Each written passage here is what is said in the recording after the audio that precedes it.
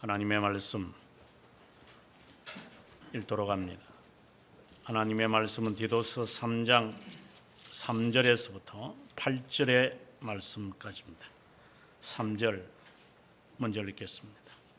우리도 전에는 어리석은 자요 순종하지 아니한 자요 속은 자요 여러 가지 정욕과 행락의 종노릇한 자요 악독과 투기를 일삼은 자요 가증한 자요 피차 미워한 자였으나 우리 구주 하나님의 자비와 사람 사랑하심이 나타날 때 우리를 구원하시되 우리가 행한 바 의로운 행위로 말미암지 아니하고 오직 그의 긍휼하심을 따라 중생의 씻음과 성령의 새롭게 하심으로 하셨나니 우리 구주 예수 그리스도로 말미암아 우리에게 그 성령을 풍성히 부어주사 우리로 그의 은혜를 힘입어 어렵다 하심을 얻어 영생의 소망을 따라 상속자가 되게 하려 하심이라. 이 말이 미쁘도다. 원하건대 너는 이 여러 것에 대하여 굳세게 말하라.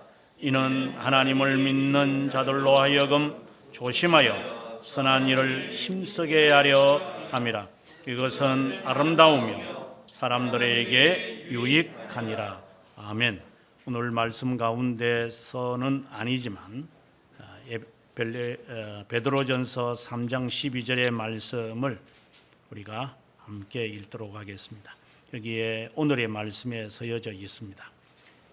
같이 읽겠습니다. 너희가 이방인 중에서 행실을 선하게 가져 너희를 악행한다고 비방하는 자들로 하여금 너희 선한 일을 보고 오시는 날에 하나님께 영광을 돌리게 하려 함이라. 아멘. 저는 오늘 이 말씀을 계속해서 한 주간 동안 묵상하면서 굉장히 긴장이 감돌았습니다. 왜 그런가 하면 이렇게 간략하게 복음을 요약할 수 있을까? 로마서에서도 볼 수 없는 간략한 이 진리에 대하여 정말 간략하게 말한다는 자체가 쉽지 않거든요. 그런데 디도에게 주는 이 말씀을 통해 복음을 이렇게 핵심적으로 많은 것이 기억나게끔 순서 그리고 마무리까지 이렇게 한 몇 구절 되지 않는 내용에서 있는 걸 보고 그걸 어떻게 내가 설교할 수 있을까? 여기에 무엇을 더할 수 있을까? 하는 생각을 하면서 오늘의 이 말씀을 접하게 되었습니다. 저는 실제로 제가 책을 내면서 한 10년 전이죠. 10년 전에 이것이 복음이다라고 하는 제목의 책을 썼습니다. 많은 사람들이 복음이 뭐냐에 대하여 관심을 가져서 그 책을 읽었다고 생각이 들지만 실제로는 그것은 복음이 무엇이냐와는 상관이 없는 내용입니다. 그것은 복음으로 살아간 사람들이 어떻게 우리들에게 복음이 무엇이냐고 말할까? 그것에 저는 초점을 맞췄습니다. 왜 그런데 복음이다라는 제목을 내가 정했느냐는 오늘 이 본문이 답을 하고 있다고 봅니다. 방금도 제가 말씀드렸다시피 복음의 요약을 이렇게 간략하게 핵심적으로 하는 성경을 그리고 포괄적으로 부분적으로 말할 수는 있지만 오늘의 이 본문에서 특별히 4절, 5절, 6절, 7절의 이 네 구절을 통해서 이렇게 말하는 성경은 어디서든 못 찾습니다. 왜 사도 바울이 이렇게 간략하게 복음의 핵심을 여기에 담궈 두었을까? 그 이유를 우리는 파악해야 됩니다. 갈라디아서나 로마서에서 우리는 복음에 대한 전반부를 다 파악할 수 있습니다. 그러나 핵심 있게 이거다 라고 이야기를 하라면 그렇게 쉽지는 않습니다. 그런데 오늘 이 본문은 그 모든 것을 다 담고 있다고 봅니다. 왜 이 복음에 대한 내용을 사도 바울이 이야기하게 됐을까? 그것이 바로 방금 제가 질문을 했던 것처럼 이것이 복음이다라고 하는 의미는 복음이 무엇이다라고 하는 답을 찾고자 하는 사람에게 저는 말을 하고자 하는 것이 아니라 복음이 무엇을 말하고자 하느냐를 파악해야 한다는 그 답을 찾아낼 수 있습니다.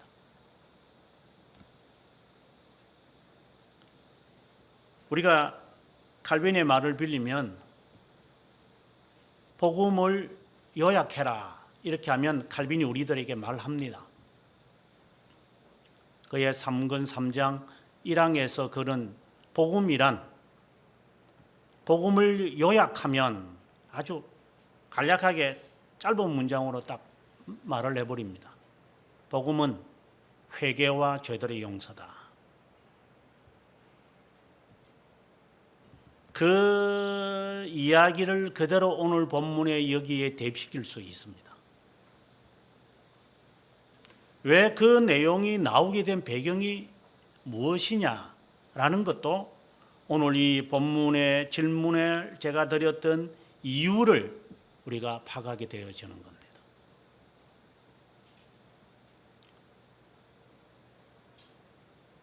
왜 복음에 대해서 이야기하게 될까요? 왜 이렇게 아주 간략하게 정말 모든 내용들이 여기에 다 포함되어 있게 하려는 바울의 의도는 뭘까요?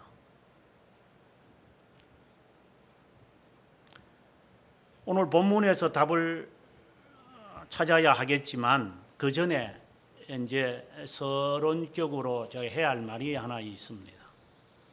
복음이라는 이 말 자체가 그 문자적인 뜻을 한번 생각해 봅니다. 복음은 유앙겔리온이라고 하는 헬라어 말입니다. 유앙겔리온. 우리말로 굳이 바꾸라고 한다면 좋은 소식이라는 말입니다. 그래서 복음은 좋은 소식입니다. 그 좋은 소식은 누구에게 좋은 소식일까요? 모든 자에게입니다. 모든 자에게 좋은 소식입니다. 모든 자에게 유앙겔리온입니다. 선택된 자에게만 유앙겔리온이 아니라 우리가 자칫 이 말에 이제 우리가 배타적일 수 있는데 복음은 모든 자에게 좋은 겁니다. 유기된 자에게 이 복음이 좋은 겁니까? 예, 복음이 좋은 겁니다. 그들에게. 어떤 면에서 그렇습니까? 그 답을 찾으면 제가 복음이라는 단어를 의미를 오늘 밝혀내는 이유를 찾아내는 것과 같은 겁니다. 복음이 모든 자에게 좋은 소식입니까? 아니면 선택된 자에게입니까? 지옥 가는 사람에게 왜 복음이 좋은 겁니까? 지옥 가니까 고소해서 그럴까요?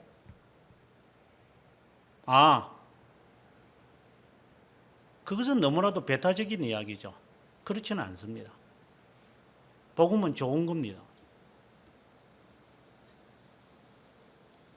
오늘 본문에 보면 8절에 이 말이 미쁘다 이랬어요.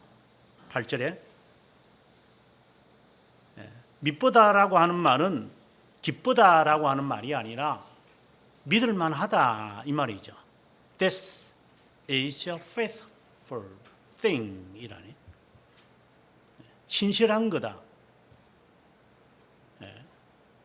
이거는 믿을 수 있는 거다.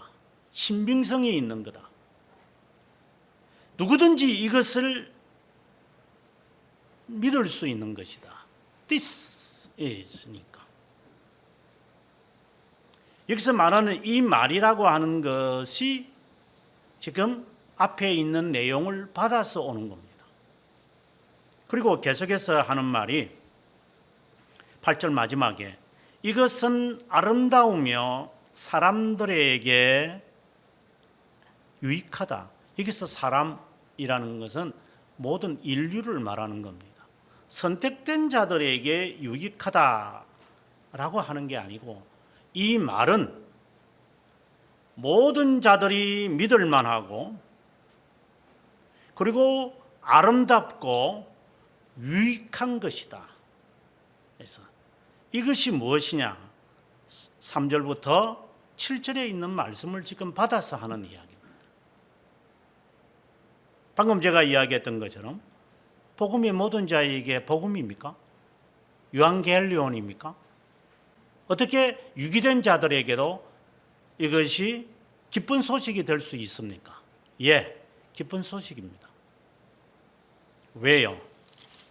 오늘 본문을 우리는 읽지는 않았지만 2장 15절부터 보면 너는 기도를 두고 하는 말이죠. 너는 이것을 말하고 권면하며, 여기서 말하는 이것이라는 것은 앞에 있는 지금 2장에 있는 내용의 말씀만 아니라 1장에 있는 말씀 전체를 지금 이야기하고 있는 겁니다. 우리가 1장과 2장을 읽었다는 것을 전제를 하고 지금 제가 이야기하는 겁니다. 예를 들어서 1장 9절에 보게 되어지면은 밑본 말씀의 가르침을 지켜야 한다. 바른 교훈을 권면하고 거슬러 말하는 자를 책망하게 하려 합니다. 이런 모든 말들을 네가 말하고 권면하며 모든 권위로 책망하며 누구에게든지 업신여김을 받지 마라. 지금 1장, 2장에서 말하는 이 교훈의 말씀들을 성도들에게 가르치고 훈계하고 훈련시키고 교육을 시키고 양육해라. 매우 중요한 거다 이 말입니다. 이것이 교회의 목적이죠.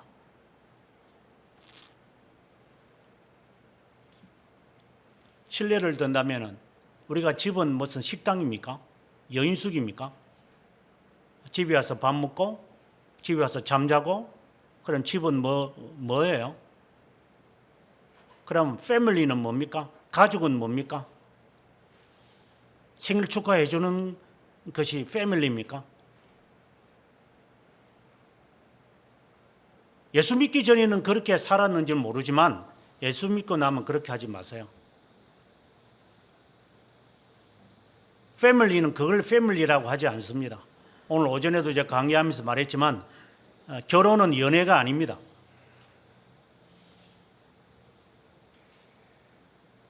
결혼은 게임하는 게 아닙니다. 인간됨을 만들어가는 패밀리가 되어야 합니다. 하우스는 여인숙이 아니고 식당이 아닙니다. 돈만 있으면 어디든지 가서 밥 먹을 수 있어요. 돈만 주면 어디든지 가서 잠잘 수 있어요. 근데 왜 그 비싼 집을 사가지고 그 안에서 거하려고 그래요? 24시간 가운데서 8시간밖에 거하지 않는 집 안에? 하우스는 그걸 말하는 게 아닙니다. 하우스는 가족이, 패밀리가 모여서 오손다손 이야기하고 담소를 나누고 꾸중하고 교훈을 들으면서 함께 사는 것이 무엇임을 만들어가는 하나의 삶의 교육장인 것입니다. 교육은 밖에서 다 시키고 잠만 자고 음식만 먹으려면 왜 하우스가 필요합니까?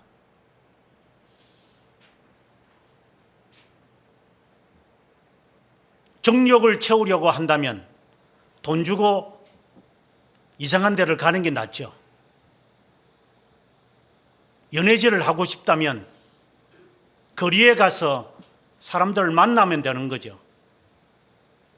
가정이라는 이 패밀리라고 하는 홈이라고 하는 이 개념 자체도 만약에 우리가 교육을 받지 못한 상태에서 이 세상을 살아간다면 당신은 평생 힘들게 살 겁니다.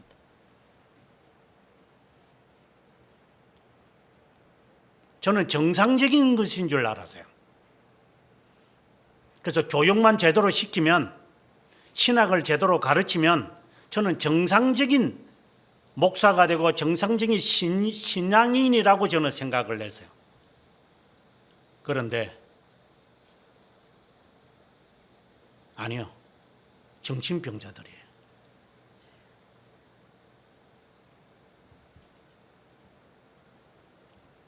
도대체 네가 어디서 교육을 받았어?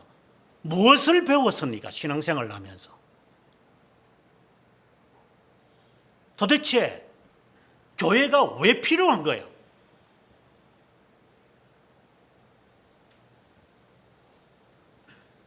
어떤 목사들은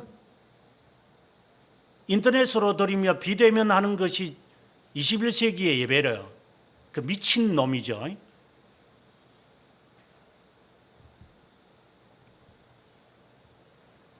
그러면 결혼할 필요 없죠.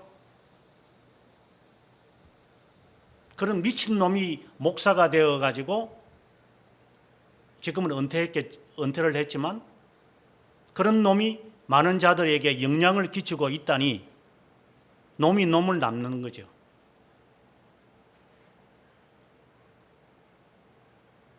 개차하게 살아가는 놈들이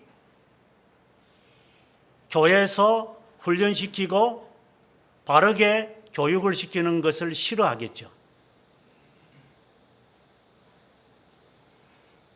복음이 왜 좋은 겁니까? 안 믿는 사람이 볼 때에 왜 복음이 좋은 겁니까?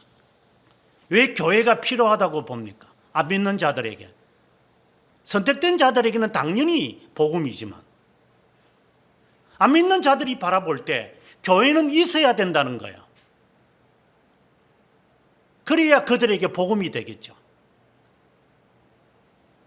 예수쟁이가 직장에 하나 있으니까 이야, 윤활유가 된다. 윤활유다. 너 정말 예수쟁이다. 복음입니다.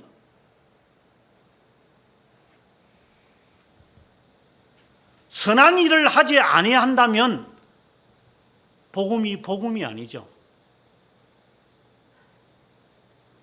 야, 너 예수 믿고 난 다음에 종교가 다르면 집안이 불륜열이 일어난다는데 너 예수 믿고 난 다음에 보니까 이야, 네 얼굴 표정부터 달라지기 시작하고 너를 보는 것이 내가 수십 년간 내가 너를 봤는데 너 정말 사람이 변했다. 이야, 복음이다. 유한겔리온이다. 너를 보는 게 즐겁고 너를 보는 게 기쁘다. 아름답다. 이 말입니다. 복음은 유기된 자에게도 유한겔리온이 되는 거예요.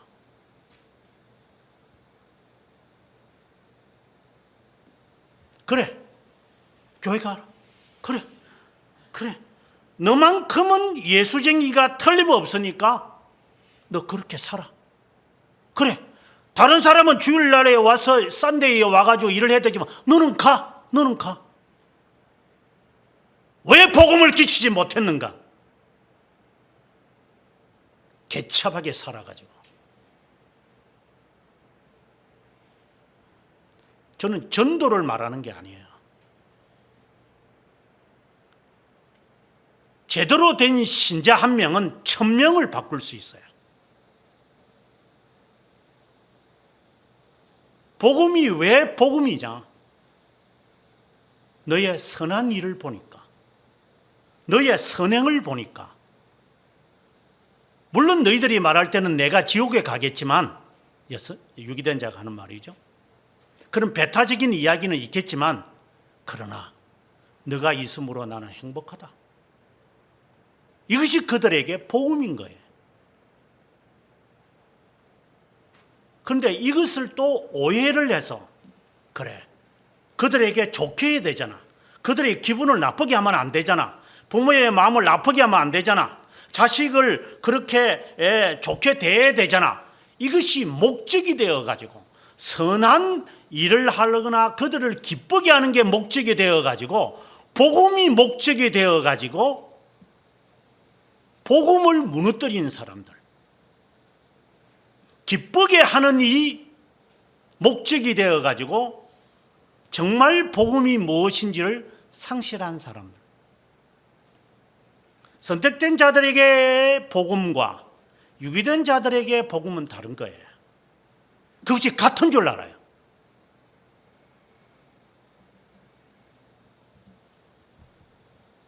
선택된 자들에게서 복음은 예수 그리스도이지만, 안 믿는 자들에게서 복음은 그저 좋은 거예요. 기쁜 거예요. 사도 바울이 디도에게 신자로서의 삶을 이렇게 살아야 한다, 계속해서 1장 2장에서 자세하게 한마디 한마디를 우리들에게 정말 똑똑 부러지는, 명쾌하게 선명하게 이래라, 이렇게 살아야 한다, 우리들에게 말하고 있어요. 왜 우리는 그렇게 못 살죠?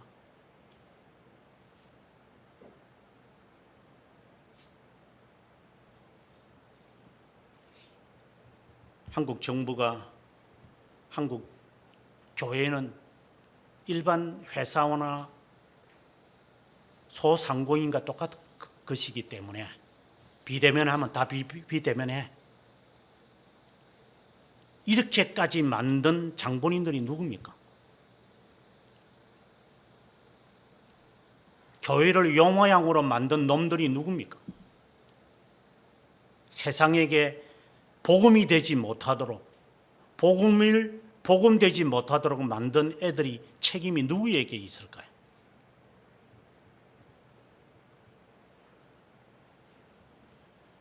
뭐 그걸 밝히겠다고 하는 의도가 아니라, 제발 신자 아닌 자들이 신자임을 내려놓기를 바라고, 목사 아닌 애들이 목사인 것을 내려놓을 수 있기를 바라요.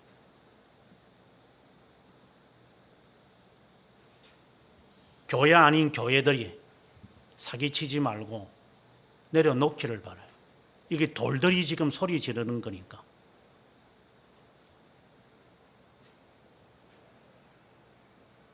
복음은 모든 인류에게 좋은 겁니다.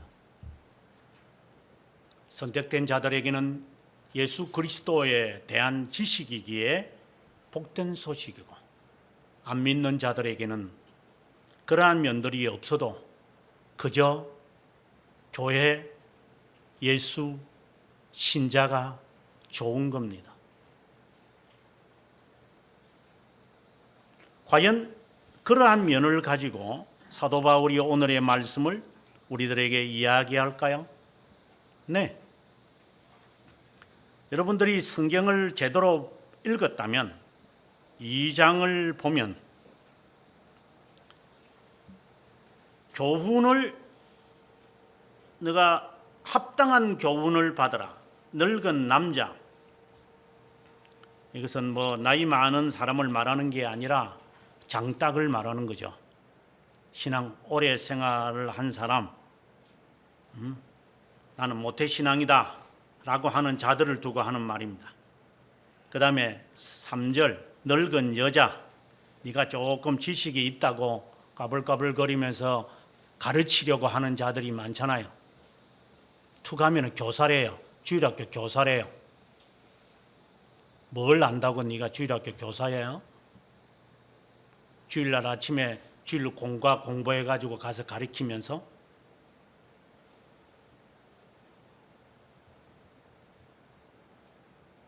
늙어서 힘이 없어가지고 옛날 구닥다리 같은 거 갖고 가르치면서 가르치는 데는 열을 내는 자들,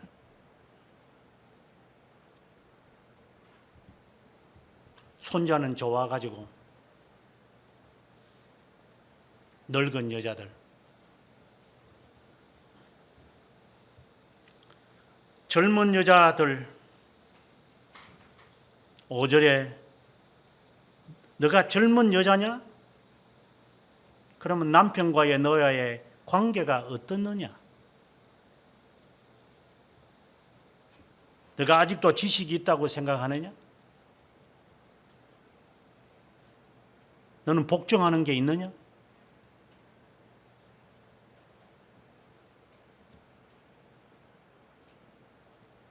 네가 나이 든 사람이냐? 그러면 너는 자신의 아내와 자녀를 사랑하냐?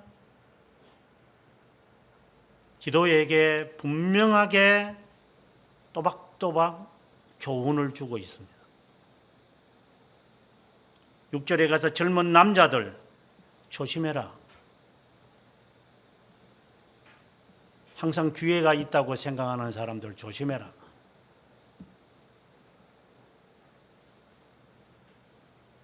교훈에 늘 있기를 바란다.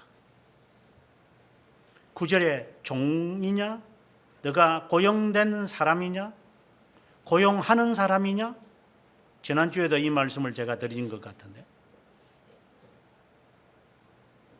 그리고 난 다음에 이제 3장 1절에 왔습니다. 너는 그들로 하여금 통치자들과, 여기서 그들은 지금까지 언급해왔던 그리스도인들, 즉 적어도 교회를 다니는 사람이라는 사람입니다. 뭐 선택된 것인지 유기된 것인지 우리는 잘 모르죠. 실제로 저도 잘 모르는 것이고, 제 자신도 유기된 자인지 선택된 자인지 확신을 가지면서 언제든지 자부하면서 살 수가 없는 자인데, 모든 그리스도인들로 하여금 통치자들과 권세 잡은 자들에게 복종하게 해라. 순종하게 해라. 선한 일을 행하기를 준비하게 해라. 왜 갑자기 주제를 바꾸는 걸까요? 교회에 속하여 있는 자들을 이렇게 훈련시키고 훈계하고 양육하고 교육을 시키면서 동시에 1절과 2절에서 사회에 관한, 시민정부에 관한 입장을 밝히고 있습니다. 복종하고 선한 일에 힘써라. 그래서 2절에 가서 아무도 너를 비방하지 못하게 하라. 그리고 다투지 마라. 관용을 베풀어라. 비방하지 말고 다투지 말아라. 여기서 비방과 다투라고 하는 것은 부정적인 이야기죠. 다투지 마라. 판단하지 마라. 시비 걸지 마라. 투기하지 마라. 질투하지 마라. 비방하지 마라. 수근수근거리지 마라. 이렇게 하지 말라라고 하는 것이 로마서 1장에 자세하게 나타납니다. 하지 마라. 하지 말 게 있어요. 왜? 사람들은 그렇게 살아가고 있는데 비방하는 게 자신들의 삶의 원리 같아요. 다투는 게. 근데 너는 하지 마라 이 말입니다. 그 다음 관용을 베풀고 범사에 온유함을 모든 자, 이게 모든 자이니까 이거는 신자든 안 신자든 모든 인류를 말합니다. 모든 인류에게 그렇게 나타내어야 한다는 것을 리마인해라. 그래서 본래는 어떻게 시작하느냐 하면은 기억해라 라고 시작을 해요. 우리말에는 제일 뒤에 돼 있죠. 안식일도 마찬가지거든요. 안식일을 기억할. 그래서 그들은 동사부터 먼저 말하잖아요. 기억해라 안식일을. 이게 가장 우선순위다 이 말입니다. 너가 1계명에서 3계명까지가 있는 것이 사실이냐? 그거 기억하면서 이 날을 지켜라. 거룩하게 해라. 네가 이 날을 지키지 않는 것은 1계명에서 3계명은 아무런 의미가 없다.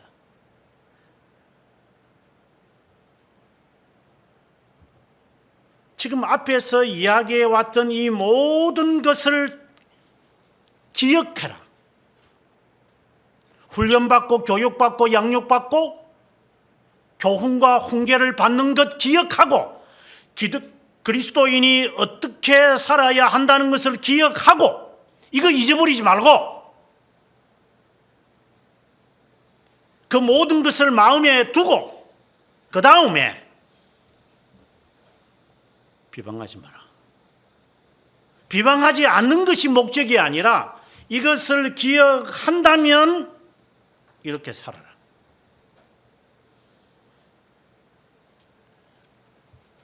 복음이 우선순위가 아니죠. 제가 말하는 복음은 예수 그리스도에 대한 진리를 말하는 게 아니라 안 믿는 사람들에게 복음이 되기 위하여 복음을 내려놓으면 안 돼요. 복음이 우선순위고 그 다음에 복음이 돼야 돼요. 안 믿는 사람들에게 내가 욕을 받을 것 같아서 그래서 하나님의 영광을 가릴 것 같아요. 그래서 제가 이렇게 해야 되겠어요.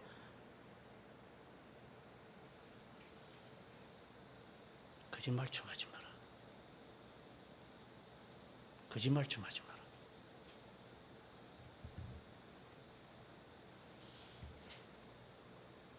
어떻게 그런 거짓말을 함부로 하고 있어?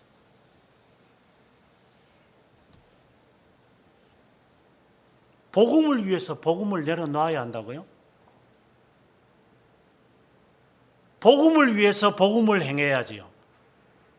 복음을 위해서 복음을 내려놔야 하는 이유가 어디 있어요?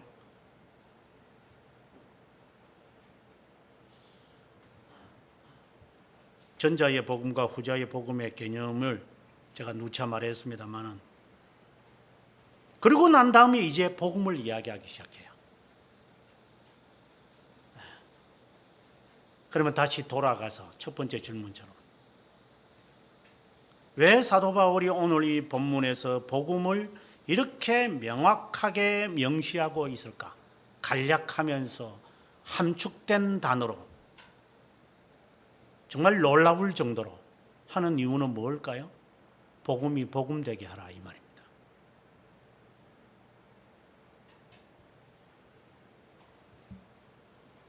신자 되는 게 힘들어요. 저는 목사 되는 것도 힘들고 공부하는 게 힘들고 신앙 지키는 게 힘들다고 저는 말하는 게 아니에요. 신자답게 사는 게 힘들어요. 목사로 사는 것도 힘들고요. 목사 되는 건 어렵지 않아요. 그냥 공부하면 돼요. 목사 되는 게 그게 목적이에요. 어떤 사람 목사 되는 게 목적이래요. 그게 정신없는 사람들이에요. 목사 돼서 뭐 할 건데 네가?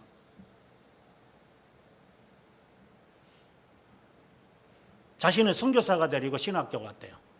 그 네 선교사 돼서 뭐 할 건데 네가? 뭐 하나님의 뭐 한 부분의 사역을 제가 감당하겠대요.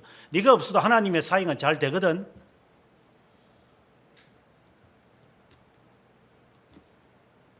착각 속에 빠지는 것 같아요. 착각 속에 빠지는 거예요. 주객에 전도되어 가지고 내가 하나님의 것을 조금 이렇게 덜어주는 것처럼 이렇게 이야기하는 것 같아요.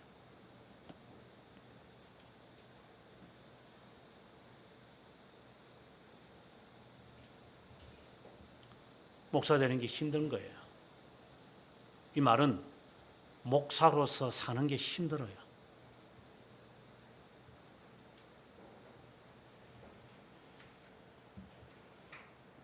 목사 되는 거는 하나도 힘들지 않아요. 목사 자격증 구하는 거. 비행기 안에서 그냥 1시간만 비행기 타고 오면 목사 돼요.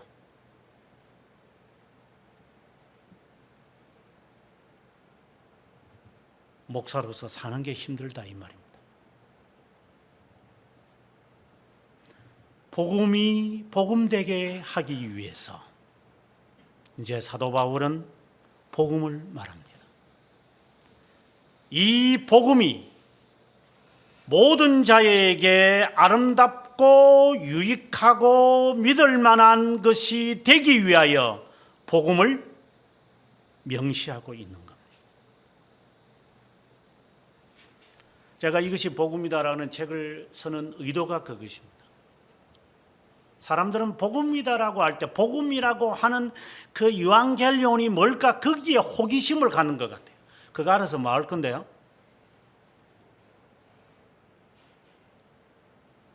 그래가지고 책 한 권을 갖고 복음을 다 알겠다고요? 아니요.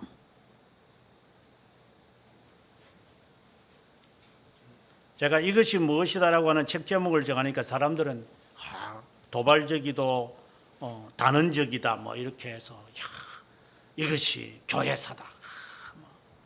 교회사. 이것만 한 권만 읽으면 교회사 다 알겠다. 이런 생각을 다 하겠죠. 사람들 그렇게 해서 책들을 가끔씩 사보니까 저는 그런 의도로 책을 쓰지 않습니다. 교회사가 뭔지를 말하려고 하는 게 아니라 교회사가 나에게 무엇을 말하는지 들어라. 교회사로서의 교훈에 따라서 사는 삶이 뭔지를 알아라. 이것이 기독교 강요다. 그럼 이거 읽으면 기독교 강요 다 알겠네요? 아니요.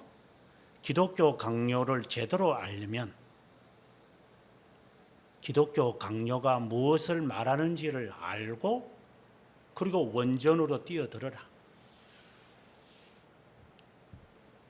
읽지도 않으면서 기독교 강요 2권 더 갖다 놓고 뭐 영어로는 2권이죠. 다 읽어본 사람은 거의 없지만 이 세상에서 지금까지 500년 동안 그건 너무 깁니까? 한국 교회에서 신자들은 빼고 뭐 당연히 안 읽었을 거니까 목사들 가운데서 그것도 다 빼고 장로교 목사들 가운데서 기독교 강요 정독한 사람이 몇 명일 것 같습니까? 그러면서 죽을 때마다 칼빈주의라 그래요. 사기꾼들이죠. 적어도 이것을 읽고 기독교 강요로 들어가라. 함부로 뛰어들지 말고 기독교 강요에. 그러면 기독교 강요에서 칼빈 선생이 말하고자 하는 내용이 이제 눈에 들어오기 시작할 거다. 그때의 기독교 강요에 뛰어들어라. 그러면 그가 말하고자 하는 풍성한 것들이 주렁주렁 달림을 느낄 것이다. 그래야 이 책이 불후의 명작이라는 것을 그때야 비로소 알 것이다.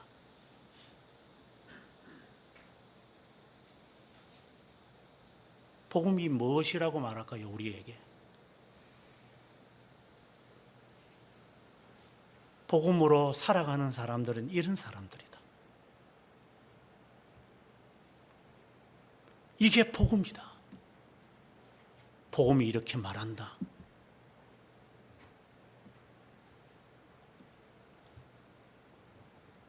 복음으로 사세요.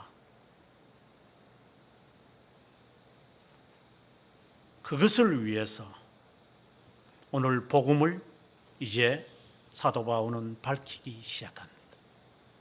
복음이 뭘까요? 지금 전제를 하고 들어가야 됩니다. 나는 복음의 삶을, 복음에 따른 삶을 살고 있습니다. 이걸 전제하고 지금 들어가야 됩니다. 나는 복음에 따른 삶을 관심이 없습니다 하는 사람은 복음에 관심이 없습니다. 나는 복음에 따라 살아야 되겠습니다. 그래서 모든 사람에게, 그 모든 사람은 모든 인류라기보다는 하여튼 나와 접하는 사람에게 정말 너가 정말 가치가 있다, 너는 정말 필요한 사람이다. 전에는 너가 무지한 사람이고 너가 아무런 무익한 사람이었지만 빌레몬서에서 하는 말처럼, 그러나 지금 너는 매우 유익한 사람이다, 너는 복음이다, 이 말이에요. 저는 사도 바울이 빌레몬에게 보내는 오네시모에 대한 이야기예요. 전에는 너에게 무익한 자였으나 이제는 너에게 유익한 자일 거다. 이게 복음이다. 나는 유익한 자가 되고 싶어요. 정말이냐? 그러면 이제부터 복음에 들어가자. 나는 복음을 위해서, 복음을 깨닫기 위해서 나는 훈련받을 학습자가 되어 있어요. 학습자, 러너가 될 거예요. 그래? 그러면 이제 복음을 말하마. 사도 바울의 의도인 것입니다. 복음 되기를 원하느냐? 그러면 이제부터 복음을 아주 간략하면서도 요약하면서도 그러면서도 포괄적인 이야기를 우리에게 밝힙니다. 먼저 3절에서 우리들에게 특이한 표현을 씁니다. 여러분이 영어 성경을 보아도 좀 잘 드러나는 거지만 영어 성경 앞에 3절이 이렇게 되어 있어요. for라고 되어 있어요. for. 이것을 기억하라. 이것을 기억해서 너희들에게 그 통치자들과 모든 사람에게 온유하게 해야 되는 이유가 있다, 이 말인 거죠. for, 이유는 그 다음에 하는 이야기야. 3절에 전에는 이 말을 합니다. 그리고 4절에 가서 하지만 지금은 어제와 오늘을 이야기합니다. 이것이 전형적인 사도 바울의 신앙 고백, 신앙 간증의 내용입니다. 내가 전에는 핍박자요, 살인자요, 도둑질하는 자였으나 이제는 나는 달라졌습니다. 이 이야기를 하는 거죠. 이게 전형적인 신앙의 고백이에요. 하나님, 내가 과거에는 이런 자였습니다. 비방하는 자였습니다. 불순종하는 자였습니다. 하지만 지금은 다릅니다. 이게 명확해야 됩니다. 예수 믿기 전과 예수 믿고 난 후의 모습은 다른 사람이 볼 때는 복음이 되어야 합니다. 아, 너 정말 예수쟁이구나. 맞다. 아, 주일날 교회 가는 거 보니 예수쟁이라는 말이 아니라, 그럼 시간 없으면 교회 안 올 거잖아요. 바쁘면 안 올 거잖아요. 힘들면 안 올 거잖아요. 아프면 안 올 거고.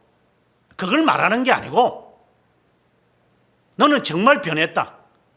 전에 너의 모습이 아니야. 이게 신앙인의 모습이니 자기 스스로도 판단할 수 있죠. 내가 전에는 이런 사람이었습니다. 맞습니다. 그러나 지금은 달라집니다. 내가 왜 모든 자에게 복음이 복음되게 해야 됩니까? 이유가 있습니다. 내가 전에 그렇게 살았기 때문입니다. 어떤 사람을 살았는가? 어리석은 사람이었습니다.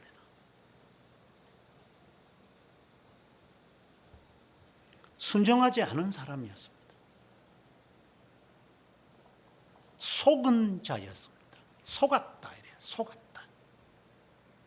여러 가지 정욕, 행락의 종노릇한 자입니다. 악독과 투기를 일삼는 자였습니다. 가증한 자입니다. 미워한 자입니다.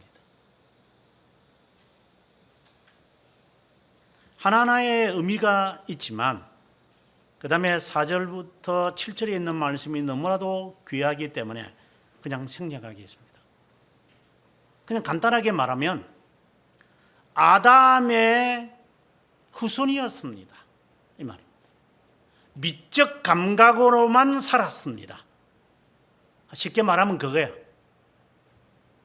아리스토텔레스의 철학으로만 살았습니다, 이 말이야. 그냥 아름답고 좋고 원하는 것, 하고 싶은 것만 나는 했습니다.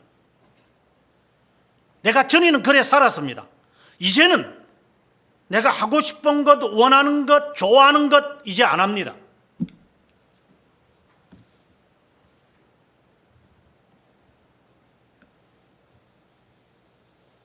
내가 과거에 좋아했던 것, 그래서 내가 불순종하고 싶고, 나 이래서 안 해, 나는 이래서 해, 그거 다 필요 없는 걸. 왜? 안 믿는 사람들은 그렇게 살아갔으니까. 그렇게 살아가지 않는 내가 그들이 볼 때는 복음이다, 이 말이에요. 너는 어떻게 그럴 수 있냐? 너는 어떻게 오른밤을 대는데 왼밤을 돌려댈 수 있냐? 너는 그리스도인이다, 이렇게 자연스럽게 나오는 겁니다. 이해가 안 된다. 그래서 미움을 받죠. 그런데 미워하는데도 너는 보복을 안 하는구나. 이야, 너는 복음이다.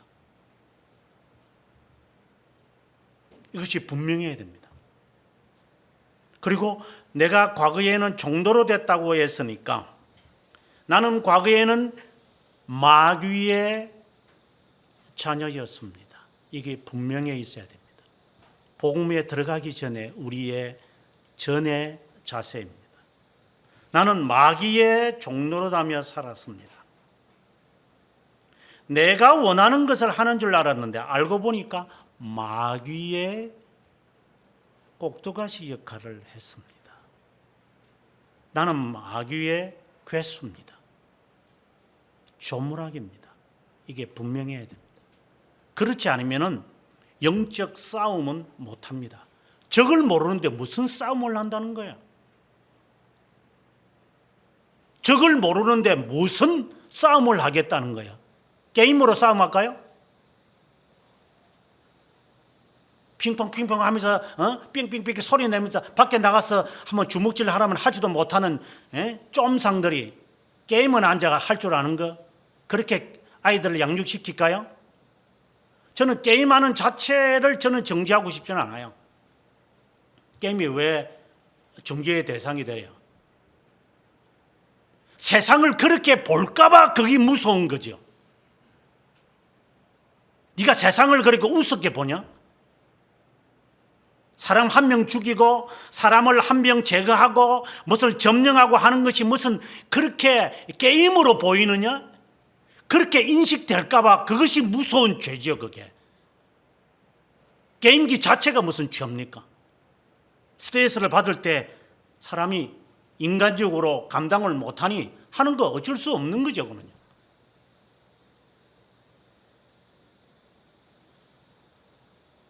아직도 이건지 저건지 분별을 못하는 사람들, 그걸 안다면 됐어, 저는 이제 더 이상 안 하겠습니다. 노름이 왜 줍니까?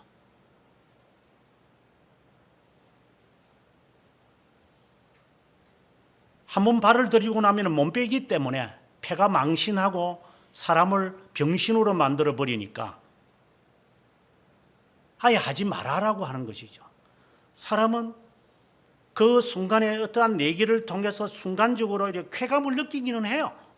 그 자체를 정지할 수는 없는 거잖아요.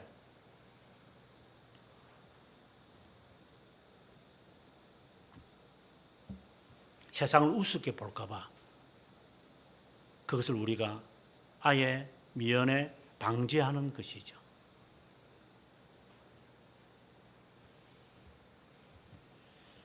적을 아셔야 됩니다.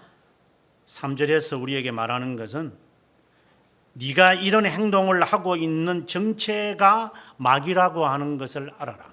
마귀의 수정을 돌고 있다라는 것. 네가 너의 의지였다는 것을 알아라. 그걸 먼저 알고 이제 싸움을 준비해야만 합니다.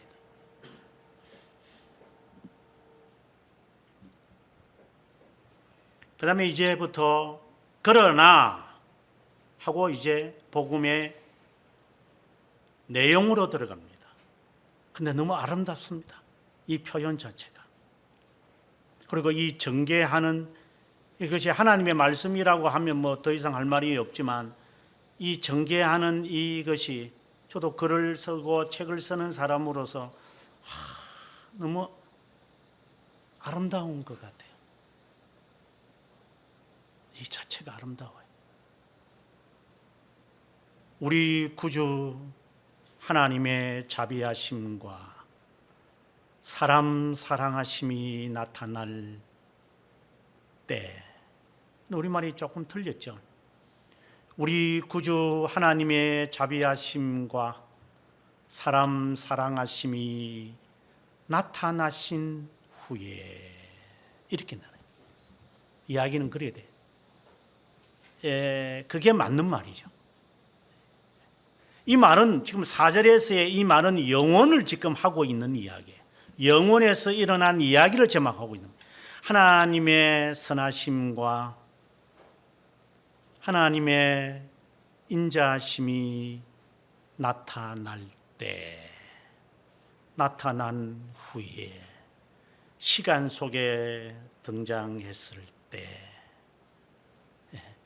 영혼에서 하나님의 선하심과 인자하심이 영혼 가운데 있었는데 이것이 시간 속에 나타날 때, 또 다른 말로 한다면 나에게 충격이 올 때, 주님의 그 아버지 되심과 주님의 요한복음 3장 16절의 말씀처럼 주님의 그 사랑이 내 심정을 잠식시킬 때, 그 후에 나는 이제 구원에 대하여 깨닫게 되었습니다. 그러니까 구원에 대한 진리를 깨닫기 전에 주님의 아버지 되심과 주님의 사랑이, 사람 사랑하심이, 인간 사랑하심이 나에게 나타날 때, 그냥 이렇게 갑작스럽게 나타나는 것도 되어지겠지만 안개였던 것들이 이건 아닌 것 같은데 저게 뭐지? 희미하게 보여졌던 것. 그러나 명확하게는 몰랐는데 이제 모습이 뚜렷하게 보여지고 난 다음에 이것이 하나님께로부터 왔구나. 이제 교회로 가야 되겠구나. 교회를 가면 이 답을 찾을 수 있겠구나. 내가 알지 못했을 때는 쇼핑을 통하여 내가 쾌감을 느꼈고 내 스스로의 기쁨을 안았으나 아니다. 이것은 과정에 불과했었구나. 내가 왜 이렇게 밤새도록 열공을 하면서 밤을 지새우며 학문에 정진했던 이유가 분명한 이유는 없었지만 앞에 있는 다급한 목적을 가지고 지속적으로 쫓아가는, 마치 말들이 앞에 있는 홍단물을 바라보고 찾아가는 것처럼 그레이 하운드가 앞에 있는 장난감 고기를 앞에 두고 전력 질주하는 것처럼 정신없이 달려갔는데 이제는 그 정체가 드러나는구나. 얼마나 아름답지 않아요?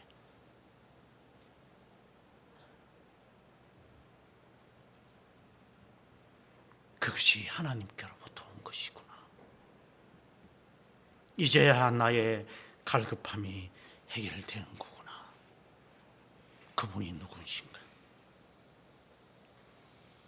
그분이 누구시기에 나에게 이러한 기쁨을 안겨다 주는 것인가?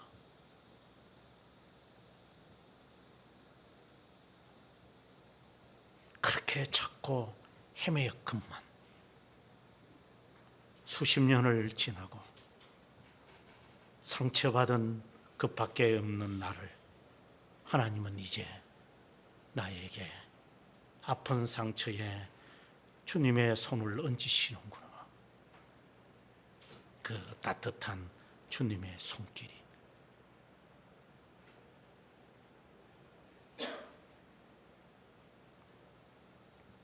저희 집 고양이에 대한 이야기를 제가 자주 하지만, 고양이에게 제가 타치를 하면, 제가 공부할 때에 우리 집 사람에게도 마찬가지지만 그 컴퓨터 앞에 이름들이 항상 있어요.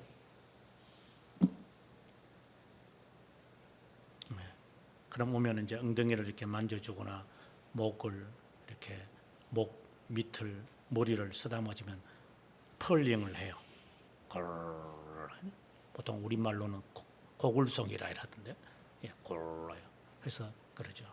네가 기분이 참 좋구나. 네가 행복하구나. 비나, 네가 참 행복하지. 그냥 골해요. 말은 없지만 편안한 것 같아요. 이놈이 만져주고 그냥 내 앞에 있으면 좋은 것 같아요. 그래서 그 책상에서 일어나서 뭐 부엌이든지 거실에서 뭔가를 하려면 금세 또 일어나서 조조조를 따라 나와가지고 불안해서 따라 나와요. 하나님, 제가 그렇습니다. 주의 곁에 있을 때 나의 마음이 편안해. 주님 곁에 있으니 내 마음이 평안합니다. 그래, 네가 나에게서 느끼는 것처럼 내가 느끼는구나. 이것이 나에게 나타났을 때, 그래서 주의 전을 사모합니다. 이것이 있고 난 다음에 이제 복음을, 그분이 누구십니까? 그분의 나에게 이런 기쁨을 주는 그분을 알고 싶습니다. 만약에 당신들이 저희 집에 오면 우리 고양이들 다 숨을 거예요. 똑같은 사람인데. 왜죠?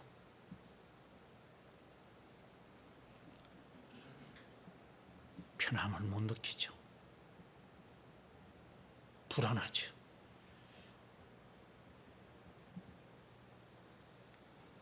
여러분 깨달을 수 있습니까?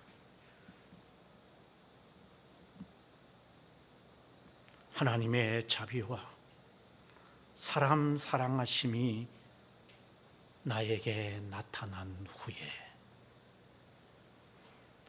나의 구주 하나님이, 모든 구원의 하나님이 나를 사랑하심, 나를 사랑하심, 나를 사랑하심.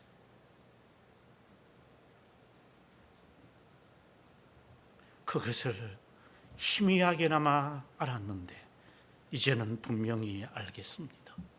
바로 하나님 당신이, 이제 당신을 알고 싶습니다. 5절에 갑니다. 우리를 구원하시되, 4절에 있는 말씀과 같은 내용입니다. 구주 구원하시되, 우리가 행한 바 의로운 행위로 말미암지 않고 우리가 행한 행위 때문이 아니라 당신의 자비와 사랑하심이 나에게 나타나는 것은 내가 무슨 받을 만한 행위를 했기 때문이 아니라, 이 말을 지금 하는 거예요. 당신의 자비하심을 따라 이렇게 당신이 나에게 자비하심을 베풀기에, 이 말은 다른 말로 당신이 창세전에 나를 선택하셨기에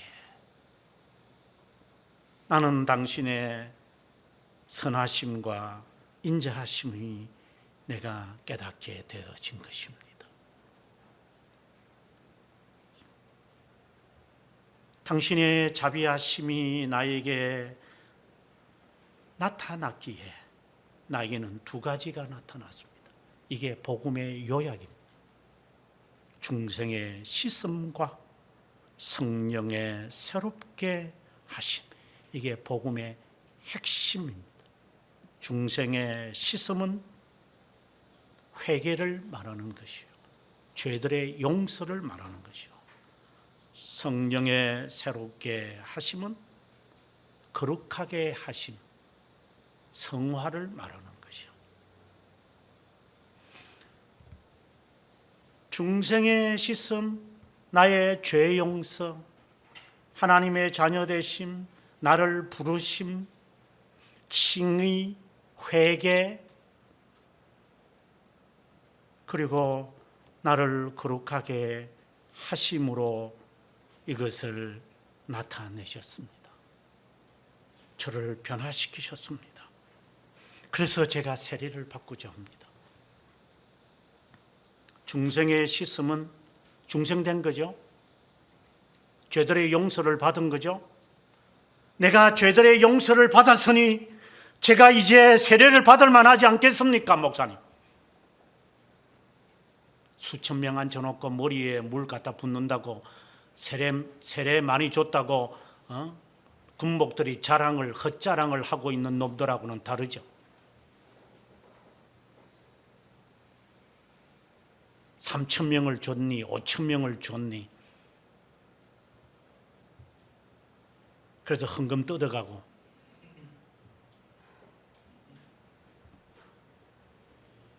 뭐 한 5천 명 가운데서 한 5명 그래 진짜 백이 있지 않겠습니까? 무슨 노름하고 있는 거예요?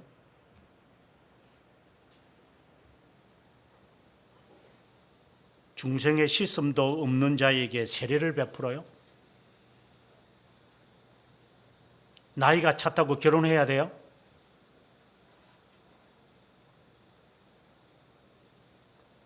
나이 차면 다 세례 받아야 돼요?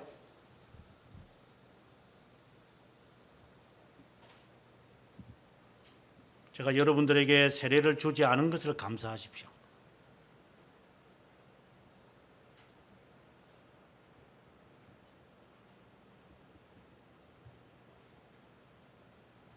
중생의 씻음은 죄 용서를 의미하고 칭의, 회개, 이 모든 것을 포함해서 나타나는 것이 우리는 세례로 나타나는 거예요. 그래서 로만 가톨릭에서는 이것을 이용을 해서 세례적 중생이라는 단어를 써요. 세례를 받을 때 중생되었다는 표를 내리겠다는 거예요. 이거는 정말 지나친 거죠. 중생이 된 사람이 세례를 받는 거지, 세례를 받았다고 세례를 받는다고 중생된 건 아니에요. 세례를 받는다고 구원을 받는 것도 아니고, 세례 의식 자체에 중점을 두는 재세례파들도 있고, 제 세례를 받는 것에 중점을 두는 자들이 바로 신비주의를 따르는 자들이니까, 의식에 관심이 있는 사람들이니까. 세례 안 받으면 어때요?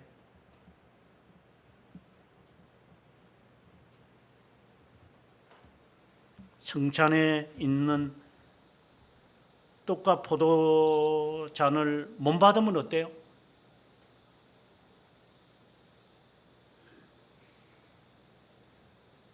죄를 먹고 마시는 것보다는 낫겠죠. 죄 용서에 대한 확신도 없는데, 교회의 일원으로서, 교회의 지체로서, 교회의 훈계와 양육도 받지도 않는데 그 떡과 포도주를 마셔서 뭐 하겠어요?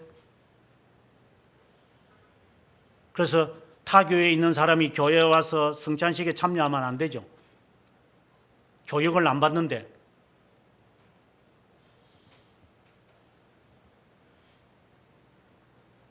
칼빈 선생이 복음의 요약은 죄들의 용서와 회개다 이렇게 말을 했는데, 칼빈 선생이 말했던 그 죄들의 용서는 중생의 씻음을 의미하고 성령의 새롭게 하시면 회개의 삶을 말하는 거예요. 그래서 칼빈 선생이 회개를 3권 3장에서 말하고 난 다음 4장에서부터 10장까지 삶을 말해요. 그리스도인의 삶. 물론 4장 5장은 거짓된 회개를 말하고 있지만 이 두 가지가 같이 가야 돼요. 중생의 씻음, 이것은 하나님의 자비에 따라 하나님의 영원하신 하나님의 작정에 따라서 나를 하나님이 부르시는 거예요. 부르시고 내가 부름을 받았다면 이제 새로운 삶을, 나는 새로운 피조물이니까. 지금 과거에는 어리석은 자고 순종하지 아니하는 자고 속은 자고 정욕과 행락의 종로로 단 자고 악독과 투기하는 자였지만 이제는 내가 새롭게 삽니다. 그것은 죄들의 용서에 대한 확신에 따라 달라집니다. 나는 그리스도인의 삶을 좀 사는 게 이거밖에 안 됩니다. 너는 죄들의 용서가 그거밖에 안 될 거다. 그 확신에 너는 그거밖에 눈꼽만치도 않을 거다. 네가 눈꼽만치만이라도 있다면 산을 명하여 기적을 이뤄내는데 그 기적도 못할 만큼의 확신을 너는 가지고 있다. 그러니까 안 보인다 이 말이야. 확신이 없다고 봐야 되는 거죠. 구원받았다는 자체를 말하는 게 아니라 확신이 없다라고 하는 말이에요. 그래서 너는 능력이 없다. 확신이 없으면 능력은 없거든요. 그 말은 믿음의 능력이 없다 이 말이에요. 나는 왜 기도 생활을 하고 이러는데 왜 뭐 하나님은 그 기도의 응답, 믿음의 그 결과 이런 게 안 나타납니까? 확신이 없었어. 근데 왜 내가 확신이 없으니까 노래 얼마나 잘 부르는데요? 앞에서 내가 청바지 입고 나와가지고 찬양 열심히 하는데요. 그게 확신이가.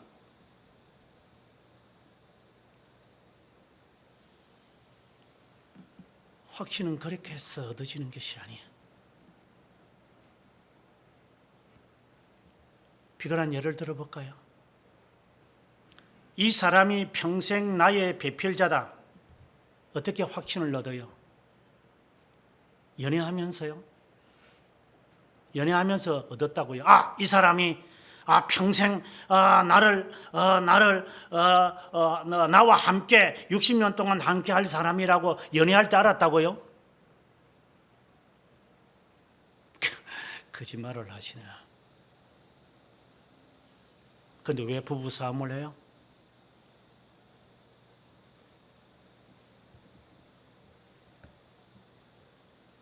그런 말 좀 솔직하게 이야기해요.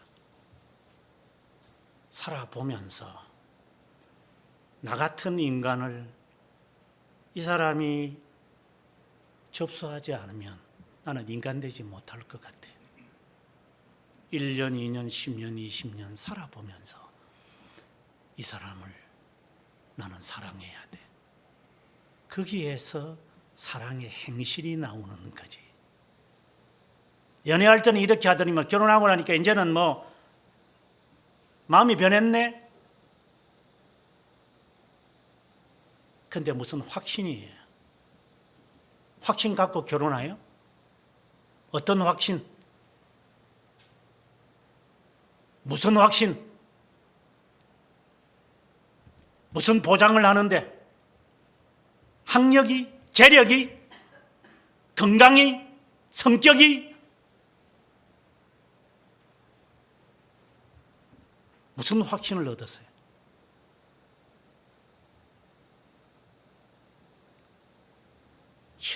신앙에 대하여 철이 드세요. 신앙의 확신은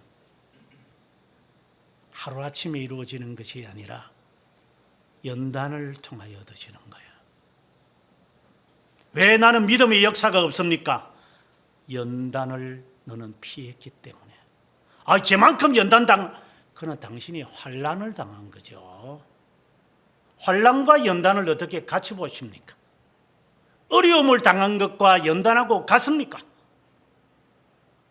당신이 잘못해가지고 환난을 당할 수도 있는 거고, 죄를 당해서 사람이 환난을 당할 수 있는 거지.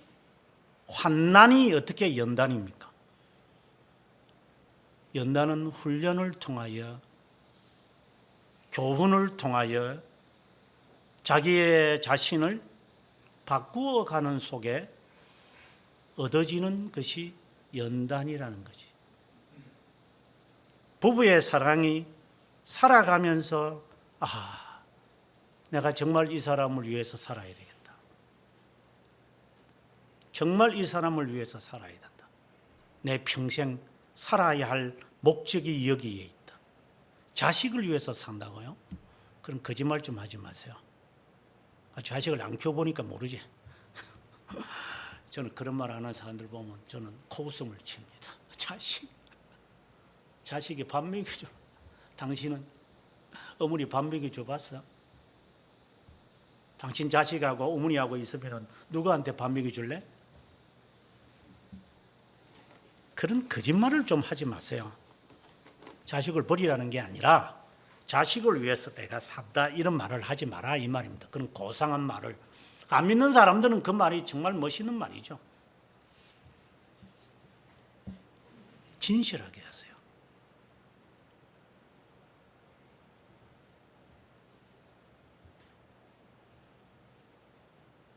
자신의 배우자를 위해서 사세요.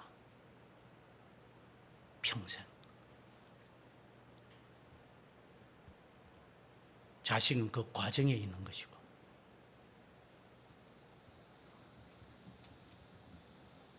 확신은 하루아침에 얻어지는 게 아니에요.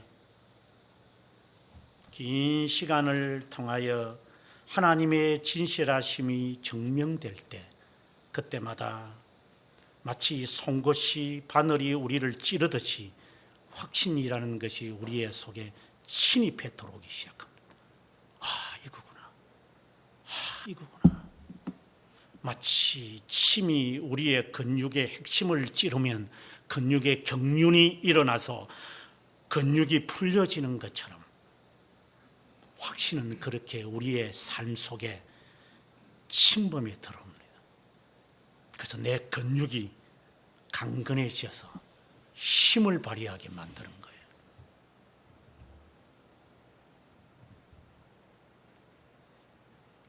확신이 있으면 믿음의 결실은 자연스러운 거예요. 그 훈련을 받으려면 사람마다 다르니 계속해서 하는 말씀입니다. 6절에 가서 6절의 이 말씀은 5절에 있는 이 말씀을 다시 한 번 더 다르게 풀어갑니다. 우리 구주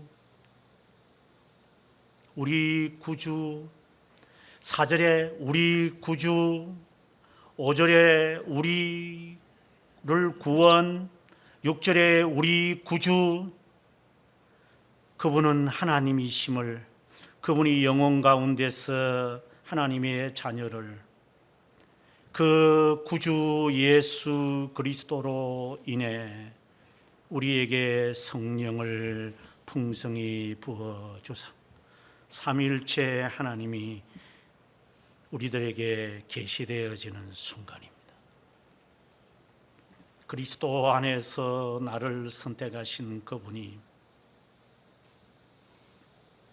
이제 성령께서 나에게 부어주사 성령이 임하셔서 4절에 나타나실 때,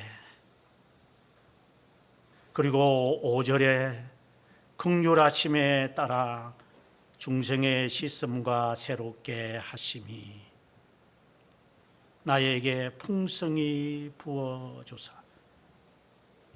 무상의 은혜가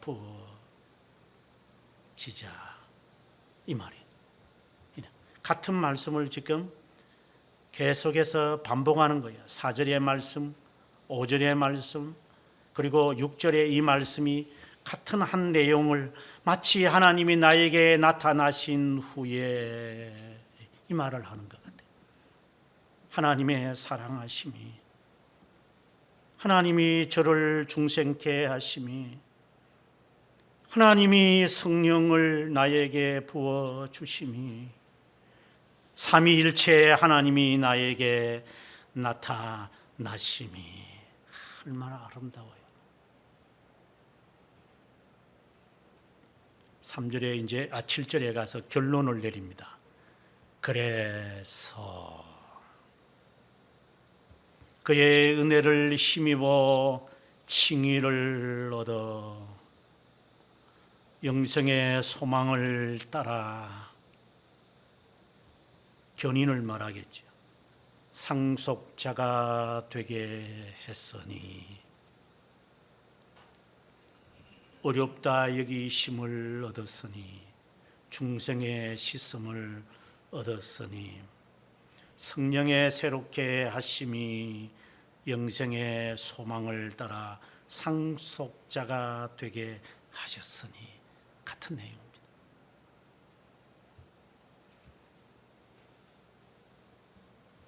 이것이 복음이다. 이 말이 기쁘다. 이 말을 믿을 만하다. 누구든지 이것이 기쁘다. 이 자체가 기쁘다는 것은 영지주의를 의미하는 거예요. 이것이 과연 기쁜 이유는 무엇인가? 왜 이 삼위일체 하나님이 구속의 사역에 이렇게 동참하심이 이렇게 기쁜 것인가? 이것이 왜 복음인가? 너가 복음이 되기 때문에. 모든 자에게 복음이기 때문에 이것이 너에게 복음이 되는 거다. 복음이기에 이것이 복음되게 되는 거다. 모든 자에게 복음이 되는 것을 보니 너가 이 복음을 가졌겠구나. 또 다르게 말할까요?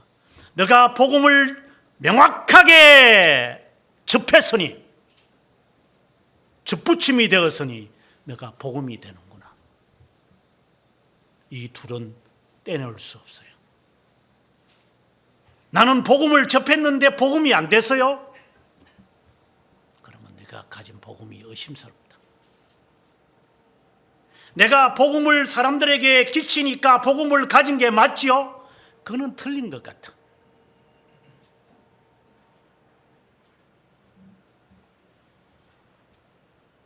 순서는 명확해야 됩니다. 복음이 우선순위고 복음 되게 하라. 이는 같은 선상에 있지만 우선순위는 복음입니다. 나는 모든 사람에게 기쁘고 아름답고 좋은 일을 할 거예요. 복음화 일을 할 거예요.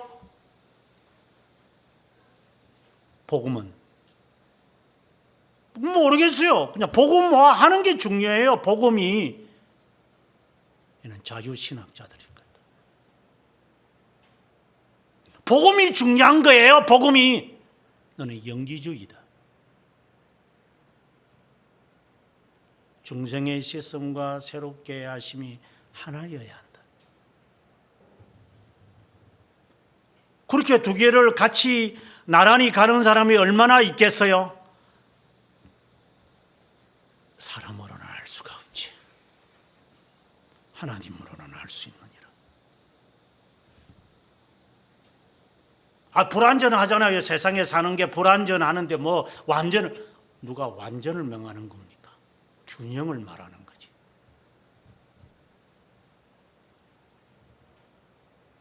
나도 불완전한 사람이에요.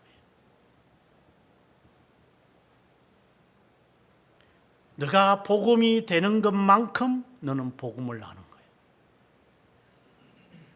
복음을 아는 것만큼 너는 복음이 될 거예요. 이것이 복음이다. 자비하신 하나님, 아버지 되신 당신께서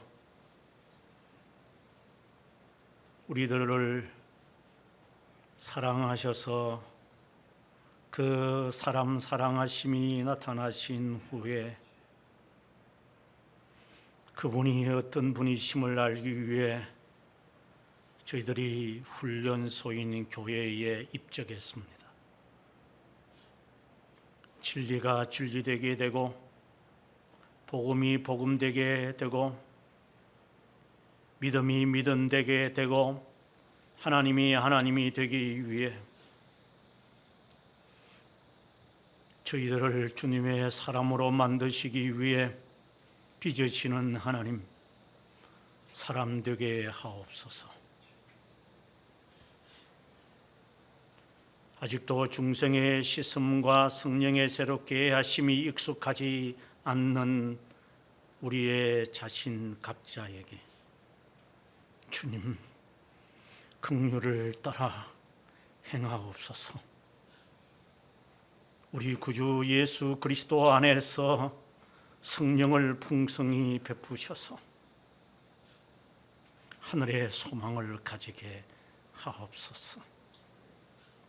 주님의 사람으로 만들어 서시기를 원합니다. 아직도 믿음이 없는 자여 의심이 드느냐? 구하기 이전에 있어야 할 것을 알지 못할 것 같으냐? 하나님을 의심하고 있느냐? 이것이 아니면 해결이 안 될 것 같으냐? 이것이 다냐? 주여, 믿음 없는 것을 구져주시옵소서. 믿음의 주여, 우리를 온전케 하시는 예수 그리스도의 이름으로 기도합니다. 아멘.